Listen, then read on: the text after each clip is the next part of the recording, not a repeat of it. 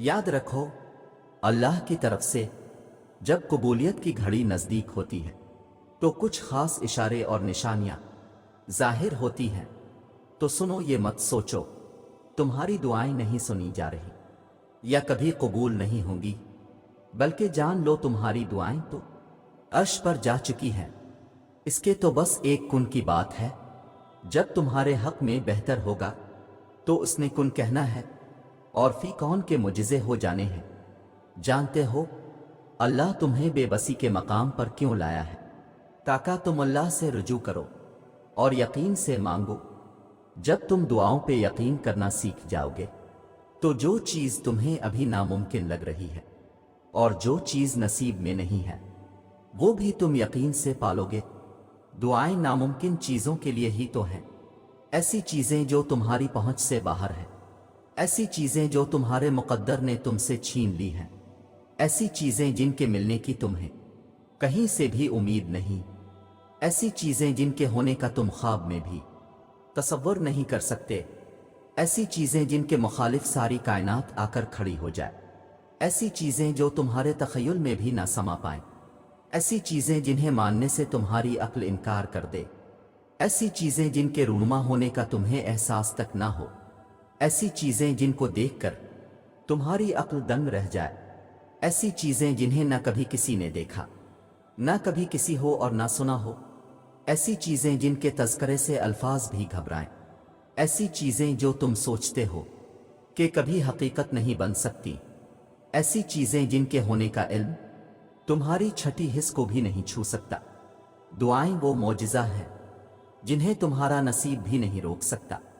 दुआएं वो कुन का सवाल हैं जिन्हें अल्लाह कभी रद्द नहीं करता।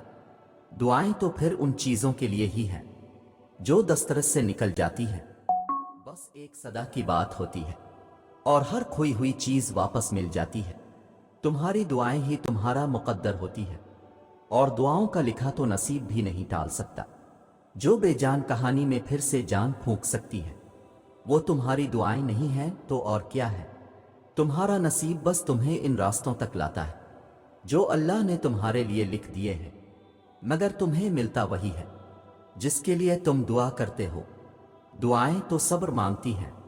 जब हम सब्र ही नहीं करेंगे और दिल में तड़प नहीं रखेंगे तो कैसे खोलेगा वो कबूलियत के दर। बेशक अल्लाह साबिरों के साथ है। जब दुआ मांग ली है तो ये बेचैनी क्यों? सब्र करना मुश्किल ज़रूर है, मगर जब यही दुआएं तुम्हारे सामने पूरी होंगी तब तुम खुद कहोगे काश सारी जिंदगी सब्र ही करते। शिद्दत से दुआ मांग रहे हो लेकिन लगता है कि कबूल नहीं हो रही, तो यकीन करो कबूल हो चुकी है। अल्लाह बस तुम्हें बेहतरीन वक्त पर देना चाहता है।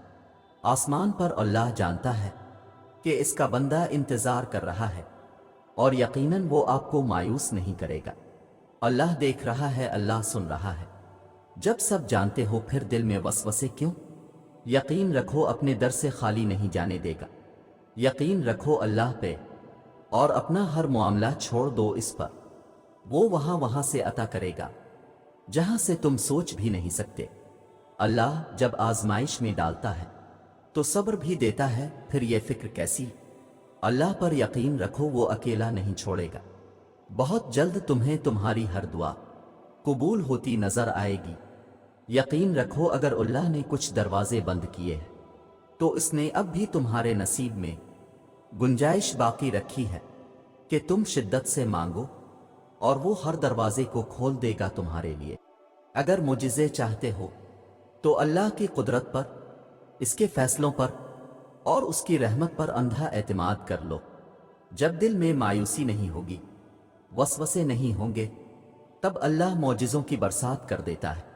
तहज्जुद का सजदा कोई आम सजदा नहीं है, इस तक पहुंच जाना कोई आम बात नहीं है। अगर अल्लाह ने तुमको इस सजदे तक रसाई दे दी है तो समझ जाओ कबूलियत की घड़ी अब नज़दीक है। हो सकता है यही कबूलियत की घड़ी हो और तुम्हें वो सब मिल जाए जिसे पाकर तुम खुश हो जाओ। एक बार फिर हिम्मत करके इससे मांग लो, वो देने पर कादिर है, वो तुम्हें ज़रूर अता करेगा।